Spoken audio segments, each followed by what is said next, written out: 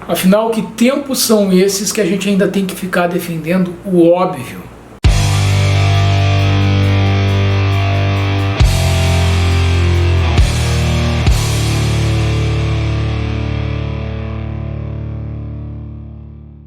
Fala pessoal, chegando aqui no Sujeito Literário hoje para tratar com vocês de um assunto seríssimo.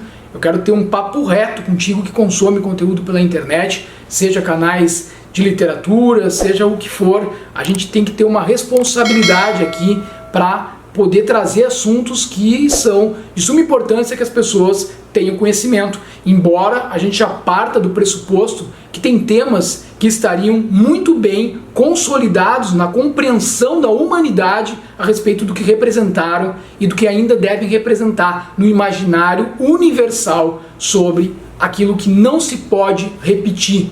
A gente sabe que o Brasil, sobretudo o Brasil, vem vivenciando uma onda de conservadorismo da extrema-direita que é extremamente nefasta. E a gente tem que repudiar isso, e a melhor forma de repudiar isso é através dos livros, do conhecimento, porque também não adianta, a depender das referências de algumas pessoas que se dizem intelectuais e tudo mais, ler e não compreender, ou distorcer o que leu, ou nem mesmo ler, que é o que a maioria das pessoas que ainda tem a capacidade de relativizar o que foi o Holocausto, o que foi o regime nazista. Essas pessoas realmente não adianta a gente se preocupar em tentar sugerir literatura para elas. Só que elas têm muitos seguidores, elas têm muitas pessoas que acompanham o que elas dizem e que precisam, estas sim, se iluminarem, abrir completamente a sua mente e a sua consciência para a realidade dos fatos. É algo assim, surreal que nós vivemos, a gente vive quase que uma distopia. A gente se pega às vezes e imagina esse enredo do Brasil de hoje dentro de uma história de ficção. Mas a gente sabe que isso está acontecendo. Não dá mais para aceitar esse tipo de coisa. E um canal de literatura tem que trazer dicas não para essas pessoas, mas para aquelas que o seguem, para aquelas que ainda ficam relativizando alguns temas como esta aqui. Hoje eu quero falar contigo sobre Maus, de Art Spiegelman. Um quadrinho que é uma grande referência, é considerado talvez a principal obra-prima da literatura em quadrinhos, mas que eu considero que vai para além disso. Não só porque recebeu um prêmio de jornalismo, o único quadrinho que recebeu o maior prêmio de jornalismo, que é o Pulitzer, mas também porque ele tem técnicas narrativas que a mim remete, por exemplo, a um Don Quixote de Miguel de Cervantes.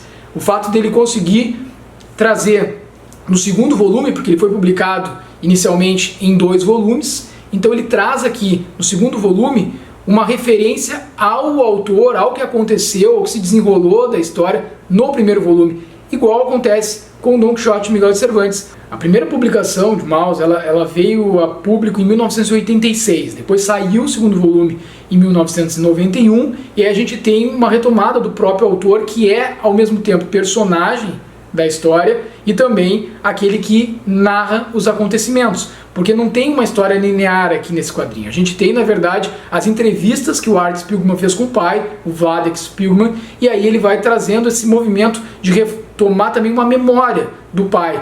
Ele vai até a década de 30, desde lá do começo, quando o pai conheceu a mãe, começou o romance entre os dois, a separação entre o pai e a mãe, que foram presos e levados para Auschwitz, e aí o reencontro deles lá, que é extremamente emocionante, várias situações que ocorreram no campo de concentração, como um primo, se não me engano, um parente do Vladek, que acabava recebendo ali, todos eles na verdade recebiam sapatos que não eram do número que eles calçavam, calças às vezes muito grandes ou muito pequenas, o uniforme que eles davam, né, para que as pessoas ficassem por lá, sendo escolhidas muitas vezes por critérios que eles mesmos estabeleciam ali na hora.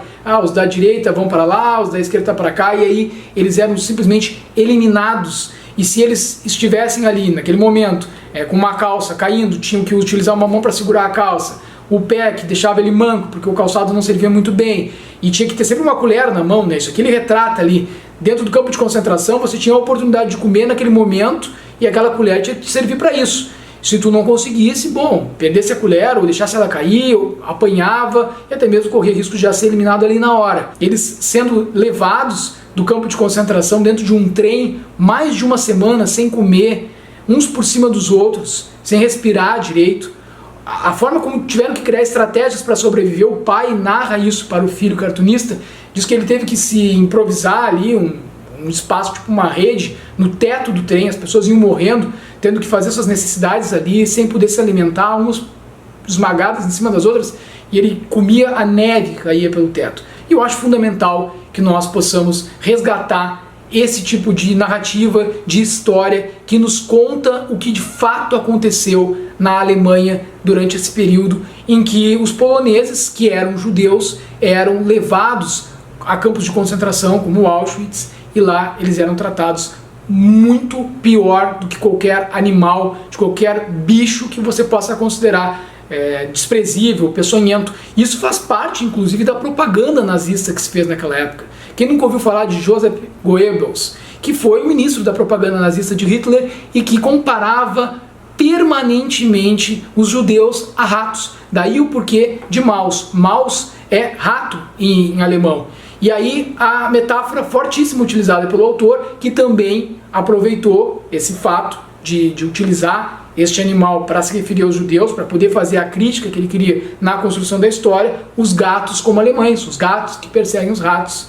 E aí nessa mesma toada ele identificou os poloneses não judeus, porque o pai do Art Spiegelman era um polonês judeu, os que não eram judeus retratados como porcos. E, por fim, os cachorros retratados ali como os norte-americanos. Então a gente tem toda uma tentativa de trazer uma imagem que ela é própria do imaginário que também se criou na época, porque não só os judeus, os negros, os homossexuais, os intelectuais comunistas, marxistas, todos eles eram perseguidos e levados para campos de concentração, porque eram inimigos do regime nazista, que tinha no nacionalismo exacerbado. Olha o perigo do nacionalismo exacerbado, que nós vivenciamos em certa medida também no nosso país. A importância de ficar atento para aquilo que a história já nos contou e nos ensinou. Então, esse nacionalismo que tinha como base, como principal pilar da constituição de uma nação, o aspecto da raça ariana. Então, como no livro da Companhia das Letras a gente tem os 2 volumes reunidos, a gente tem a primeira e a segunda parte,